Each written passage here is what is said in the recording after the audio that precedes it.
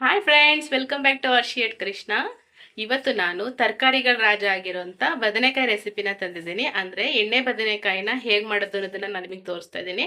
ಇದನ್ನು ತುಂಬ ಹೆಸರಿಂದ ಕೂಡ ಕರೀತಾರೆ, ಬಟ್ ನಾನು ಇಲ್ಲಿ ನಿಮಗೆ ಎಣ್ಣೆ ಬದನೆಕಾಯಿ ಅಂತ ಹೇಳ್ತಾ ಇದ್ದೀನಿ.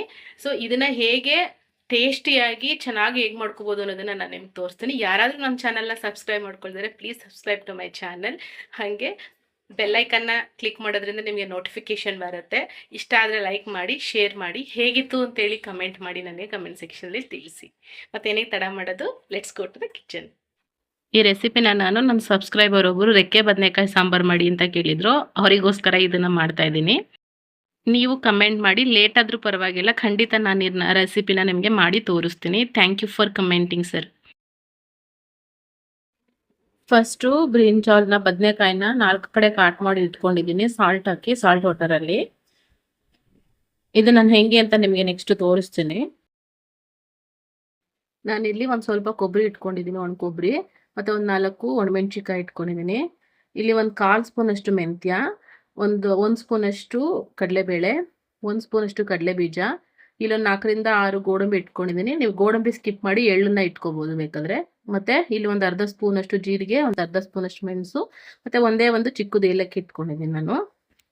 ಇಲ್ಲಿ ನೆಕ್ಸ್ಟು 1 ಇಂಚಷ್ಟು ಚಕ್ಕೆ, ಒಂದು 4 ಲವಂಗ, ಒಂದು ನಿಂಬೆಹಣ್ಣು ಗಾತ್ರದ್ದು ಹುಣಸೆ ಹಣ್ಣು, ಒಂದು ಸ್ವಲ್ಪ ಕರಿಬೇವಿನ ಸೊಪ್ಪು, ಮತ್ತು ರುಚಿಗೆ ತಕ್ಕಷ್ಟು ಉಪ್ಪನ್ನು ಇಟ್ಕೊಂಡಿದ್ದೀನಿ.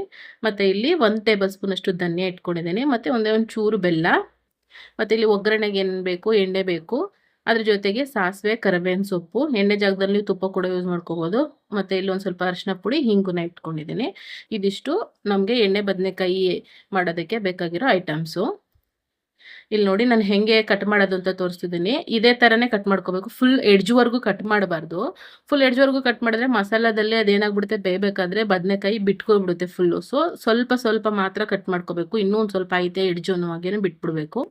ಈ ಥರ ಎಲ್ಲದನ್ನು ನೀಟಾಗಿ 4 ಥರ ಪೀಸ್ ಮಾಡಿ ಪ್ಲಸ್ ಶೇಪಲ್ಲಿ ನೀವು ಕಟ್ ಮಾಡಿ ಎಲ್ಲದನ್ನು ಇಟ್ಕೋಬೇಕು. ಆ ಥರ ಕಟ್ ಮಾಡಿದ್ರೆ ನಿಮಗೆ ಮಸಾಲ ಸ್ಟಫ್ ಮಾಡೋದಕ್ಕೆ ಈಸಿ ಆಗುತ್ತೆ ಅಂತ ಅಷ್ಟೇ. ಫುಲ್ಲು ಎಡ್ಜ್ವರೆಗೂ ಕಟ್ ಮಾಡಿದ್ರೆ ಸ್ಟಫಿಂಗ್ ಏನೋ ಚೆನ್ನಾಗಿ ಮಾಡ್ಬೋದು, ಆಮೇಲೆ ಏನಾಗುತ್ತೆ, ಬಿಟ್ಕೊಬಿಡುತ್ತದು ಆಯಿಲ್ಗೆ ಆಗ್ತಾ ಇದೆ ಹಂಗೇನೆ ಅಂತ ಅಷ್ಟೇ. ಸ್ವಲ್ಪ ಸಾಲ್ಟ್ ಹಾಕಿ ನೀಟಾಗಿ ಇಟ್ಕೊಂಡಿದ್ದೀನಿ ನಾನಿಲ್ಲಿ ತೊಳೆದು. ಇವಾಗ ಡ್ರೈ ರೋಸ್ಟ್ ಮಾಡ್ಕೋಬೇಕು. ಇಲ್ಲಿ ನಾನು ಕಡಲೆ ಬೀಜ ಮತ್ತು ಗೋಡಂಬಿನ ಡ್ರೈ ರೋಸ್ಟ್ ಮಾಡ್ತಾ ಇದ್ದೀನಿ. ಇದ್ರ ಜೊತೆಗೆ ಮೆಂತ್ಯ ಮತ್ತು ಕಡಲೆಬೇಳೆನೂ ಹಾಕ್ಕೊಂಡಿದ್ದೀನಿ.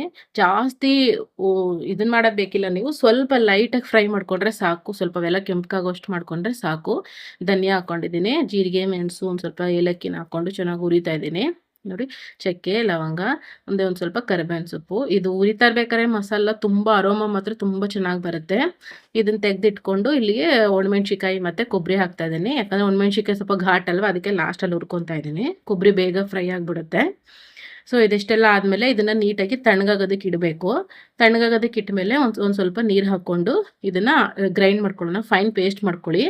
ಮತ್ತು ಇದಕ್ಕೆ ಜೊತೆಗೆ ಒಂದು ಸ್ವಲ್ಪ ಬೆಲ್ಲ, ಹುಣಸೆ ಹಣ್ಣು, ಒಂದು ಸ್ವಲ್ಪ ನೀರು, ಜಾಸ್ತಿ ನೀರು ಹಾಕ್ಕೊಳ್ಳೋದಕ್ಕೆ ಹೋಗಬೇಡಿ.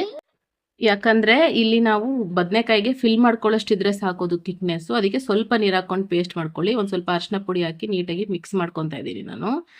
ಇದಾದಮೇಲೆ ನೆಕ್ಸ್ಟು ನಿಮಗೆ ಹೇಗೆ ಫಿಲ್ ಮಾಡ್ಕೊಳ್ಳೋದು ಅಂತ ತೋರಿಸ್ತಾ ಇದ್ದೀನಿ. ಜಸ್ಟ್ ಒಂದು ಸ್ವಲ್ಪ ಫಾಸ್ಟ್ ಫಾರ್ವರ್ಡ್ ಮಾಡಿ ತೋರಿಸ್ತಾ ಇದ್ದೀನಿ. ಅದರೊಳಗಡೆ ನೀಟಾಗಿ ಎಲ್ಲ ಫಿಲ್ ಮಾಡಿಬಿಟ್ಟು ಎತ್ತಿಟ್ಕೊಳ್ಳಿ. ಓವರಾಗಿ ಫಿಲ್ ಮಾಡಿದ್ರೂ ಅದು ಮಸಾಲೆ ಆಚೆ ಬರುತ್ತೆ ಎಣ್ಣೆ ಹಾಕಿದಾಗ.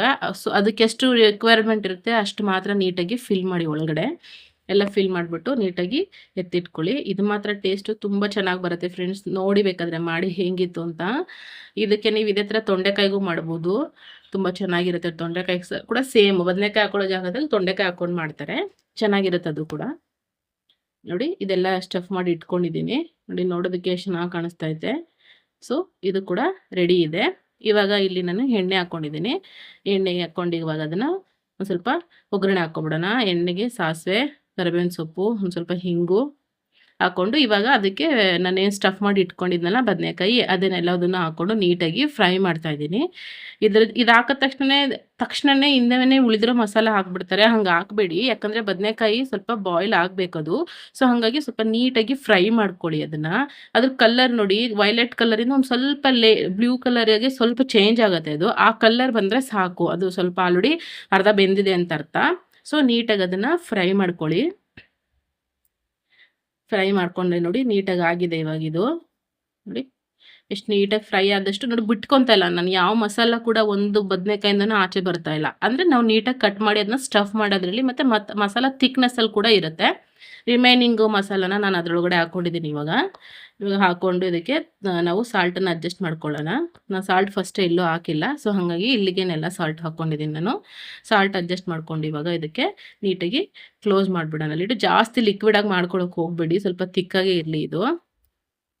ಸ್ವಲ್ಪ ಲಿಡ್ ಕ್ಲೋಸ್ ಮಾಡಿಕೊಂಡು ಒಂದು ಸ್ವಲ್ಪ ಹೊತ್ತು, ಒಂದು 10 ನಿಮಿಷ ವೆಯ್ಟ್ ಮಾಡಿ. ನೋಡಿ ಆಲ್ರೆಡಿ ಆಯಿಲ್ ಸಪ್ರೇಟ್ ಆಗಿದೆ, ಆದರೆ ಮಸಾಲೆ ಸ್ವಲ್ಪ ಬೇಯಬೇಕು. ಸೊ ಹಾಗಾಗಿ ಒಂದು 5 ನಿಮಿಷ ಇಟ್ಟರೆ ನೋಡಿ ಇವಾಗ ತುಂಬ ಚೆನ್ನಾಗಿ ರೆಡಿಯಾಗಿದೆ. ನಮಗೆ ಬೇಕಾಗಿರುವಂಥ ಎಣ್ಣೆ ಬದನೆಕಾಯಿ ಅಥವಾ ರೆಕ್ಕೆ ಬದನೆಕಾಯಿ ರೆಡಿಯಾಗಿದೆ ನೋಡಿ. ತುಂಬ ಚೆನ್ನಾಗಿ ಕಾಣಿಸ್ತಾ ಇದೆ, ಟೇಸ್ಟ್ ಕೂಡ ತುಂಬ ಚೆನ್ನಾಗಿರುತ್ತೆ ಫ್ರೆಂಡ್ಸ್. ಟ್ರೈ ಮಾಡಿ ನೋಡಿ ಒಂದ್ಸಲ. ನೋಡಿ ನೋಡ್ತಾ ಇದ್ರೆ ಬಾಯಲ್ಲಿ ನೀರು ಬರ್ತಾ ಇರುತ್ತೆ.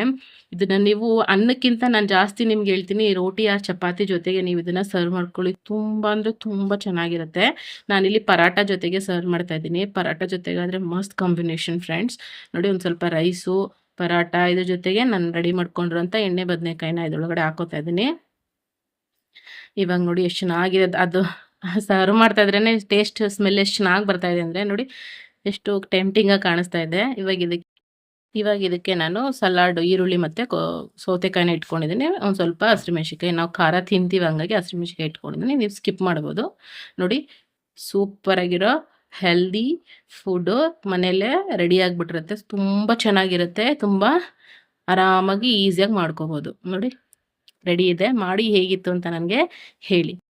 ಹಾಂ ಫ್ರೆಂಡ್ಸ್, ನೋಡಿದ್ರಲ್ಲ ತುಂಬ ಟೇಸ್ಟಿಯಾಗಿರೋಂಥ ಎಣ್ಣೆ ಬದನೆಕಾಯಿನ ಹೇಗೆ ಮಾಡ್ಕೋಬೋದು ಅಂತ. ಸ್ವಲ್ಪ ಐಟಮ್ಸ್ ಜಾಸ್ತಿ ಹಿಡಿಯುತ್ತೆ, ಬಟ್ ತುಂಬ ಟೇಸ್ಟಾಗಿರುತ್ತೆ, ಚೆನ್ನಾಗಿರುತ್ತೆ. ಪರಾಟಾಗೆ ಚಪಾತಿಗೆ ವೆಲ್ ಕಾಂಬಿನೇಷನ್ ಇದು. ನೀವು ರೈಸ್ ಕೂಡ ತಿನ್ಬೋದು, ರೈಸಲ್ಲಿ ಕೂಡ.